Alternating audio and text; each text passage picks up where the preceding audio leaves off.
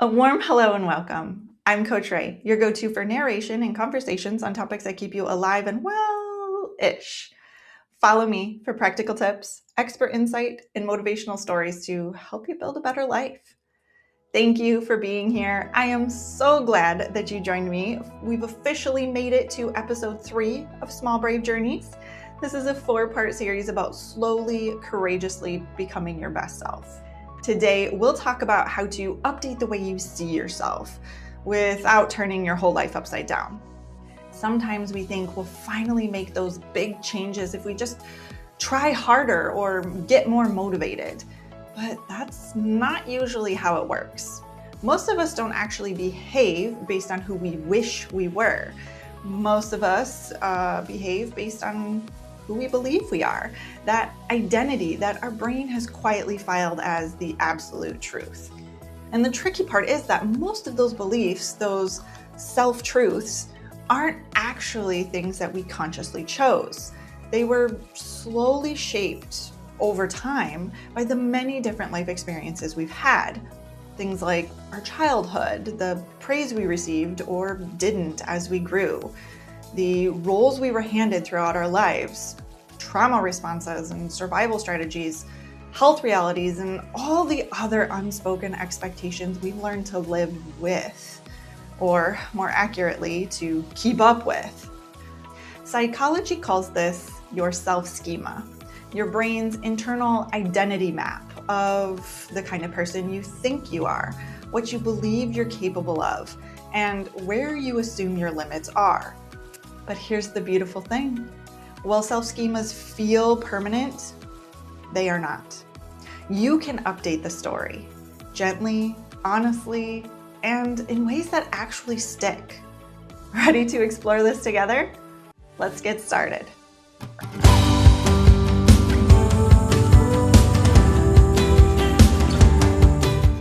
In episode 1, we named your familiar village identity and talked about crossing the threshold.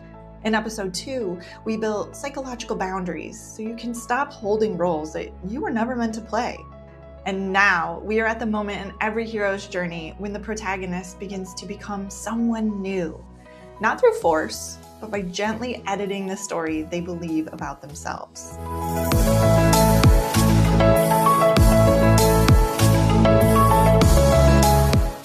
Many of us are quietly living our lives according to an unspoken job description that we never consciously agreed to. Somewhere along the way, we learned who we were supposed to be. You know, that dependable one, the strong one, the fixer, the resilient one, the one who holds everything together, or the one who always falls apart. Not because those labels were true forever, but because they became familiar. We don't get to choose the families we're born into, the bodies we live inside, the communities that shape us, the privileges we were given, or the ones we were denied. We don't choose the early environments that taught our nervous system what safe meant, or the expectations placed on us long before we had the language to question them. And as we get older, we do gain more agency. We get opportunities to make more intentional, albeit harder, choices that can slowly rewrite the trajectory of our lives. These opportunities let us question what we inherited and what we want to keep. But here's what happens.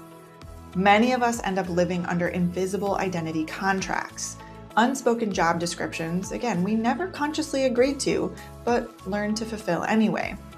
Somewhere along the line, we absorb the ideas like, this is who I am, and this is what people expect of me.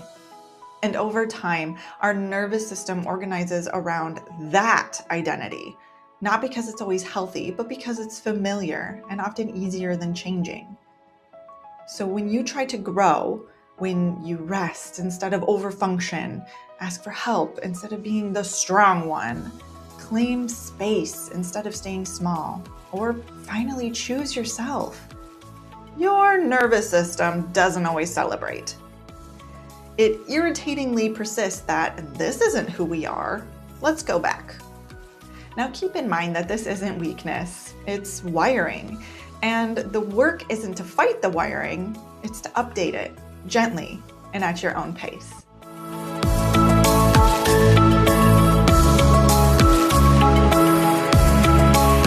If you live with chronic illness, trauma, neurodivergence, long-term stress, or just a life that just keeps on lifing all over you, your capacity is not always going to be consistent. This is important to note because traditional consistency culture tells us that no matter who you are, you should have the same output, the same effort, and the same expectations every single day. And that isn't really discipline, it's a denial of reality. Instead, let's build identity-aligned consistency, the kind that says, I'm someone who shows up and keeps showing up in my life to the degree that my body, nervous system, and reality allow today. You will show up, still build trust with yourself, and perhaps most importantly, give yourself the opportunity to become and believe in the best version of yourself that you can be. You don't have to punish yourself for being human, because when identity shifts from I fail and can't keep up to I'm someone who adapts and continues, so much of the shame dissolves and growth actually becomes sustainable. Let's talk about realistic consistency, the kind that keeps you moving forward without burning out or shaming you for being human. Here are 3 levels of showing up in your life that you may want to adopt as you continue your small, brave journey. Bare minimum days. We are talking about those low capacity days where there's flare-ups, exhaustion, overwhelm, grief, executive dysfunction, or simply a nervous system that's tapped out. On these days, the goal isn't excellence, the goal is stability and self-respect. Ask yourself, what is the smallest, most doable action that still supports the person I'm becoming? Keep it simple and meaningful.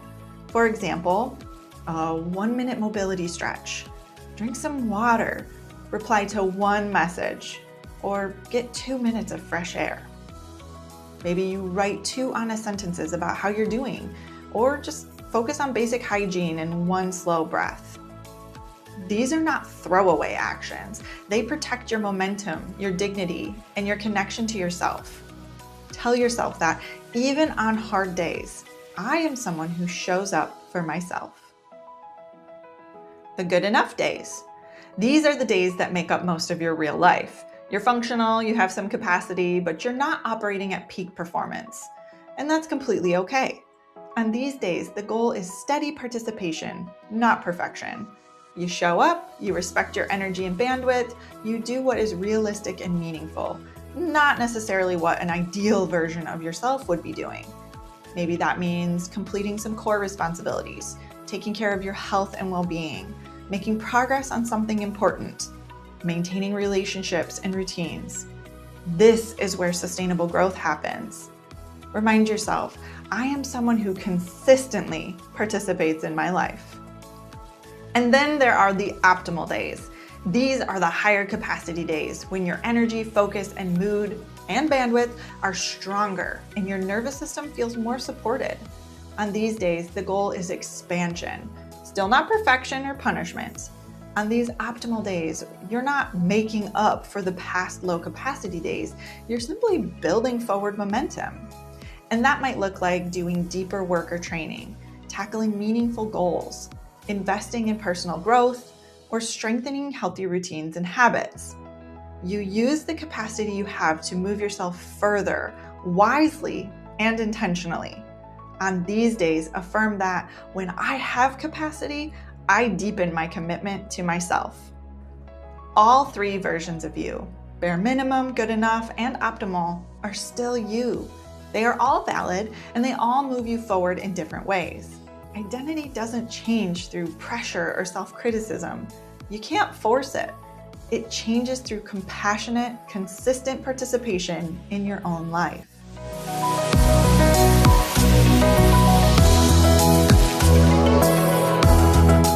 Now, let's talk a little bit more about self-concept editing. Remember, you're not trying to reinvent who you are overnight. We're simply updating the story you've been living inside so it aligns more with your ideal version of yourself. Think of this as gently editing your internal script, not throwing the whole thing in the trash. Here is a creative exercise you can try. First, write your current identity script. the one that you've been unconsciously living from, by completing the sentence, I've been living as someone who, maybe it's constantly people pleases, carries everyone else's weight, avoids conflict, quits too early, overworks, numbs out, hides, or just survives instead of truly living. Be honest, but not cruel. This is awareness, not a self-attack. Then answer this question. And I've behaved as if my job was to... Perhaps the answer is keep everyone happy or safe. Never be the problem. Hold it all together. Don't need anything. That invisible job description has been running the show, and it's time to change. Now, we evolve it. This is where we move from awareness into growth. We're not creating fantasies. We're not pretending to be someone we're not. We're making small, believable upgrades to the way we talk to and about ourselves. After all, your nervous system, your behavior, and your long-term identity all respond to the words you use. This is self-concept editing in real time. Let's create a micro-upgrade self-concept statement. Something honest, encouraging, and grounding in who you're becoming. It might sound like, I'm learning to follow through at my pace. I'm becoming someone who actually listens to myself. I am someone who doesn't abandon myself anymore. I'm someone who shows up, imperfectly but consistently. I'm someone who honors my capacity, or I'm practicing courage in small ways. Notice the tone. It's gentle, progressive, and makes room for being human. Because this isn't about instant transformation, it's about trajectory. You're slowly nudging your story into a healthier direction, one believable line of inner dialogue at a time. I want to pause here for a moment. For some people, exercises like this can bring up some big, heavy emotions. If you notice yourself feeling overwhelmed, distressed, or stuck while working through this, please consider reaching out to a therapist or a qualified mental health professional. Coaches can support growth and mindset shifts, but sometimes these identity layers are connected to trauma, deep emotional wounds, or long-standing patterns that deserve specialized care and support. You do not have to do this alone. Getting extra help isn't a sign of weakness. It's a courageous part of the journey. For the next 5 days, make a commitment to try this powerful self-concept experiment. Step 1 is to choose one micro self-concept upgrade. Something believable and kind. For example, I am someone who handles hard moments with more self-kindness, or I am someone learning to say yes and no honestly. Next, write it down each morning. One sentence, same words, same identity. You're training your brain to recognize it and see it as your truth. Step 3 is to do one action that supports it. Tiny is fine. Think aligned, realistic, and doable. And when resistance shows up, use the techniques in episode 2 to regulate your nervous system. Step out of panic mode and keep moving forward gently. And the final step is to reflect each night. Ask, did I live like this version of me today, even a little? If yes, notice it. If no, practice compassion, not shame. There are no gold stars here, unless you want to add some sparkle. This is just an opportunity for information and recalibration. Over the next 5 days, simply keep asking yourself, what would the hero version of me do next? You don't become someone new by force. You become them by showing your system, it is safe for me to grow here. Identity is built through repetition your nervous system can actually handle. This is the chapter of the hero's journey where you expand gently, steadily, and honestly. Thank you for joining me for part 3 of Small Brave Journeys. If you missed parts 1 and 2, I'd love for you to go back and watch them because they really give this chapter context and it completes the story.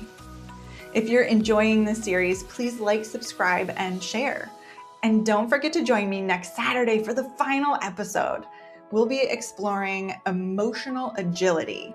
That's how to move through emotional states without suppressing, forcing, or fixing yourself. Remember, all of this, it's not about reaching a destination. It's about enjoying the beautiful messiness of life and finding joy along the way. Take what you need from this, leave the rest, and until next time, stay well, my friends.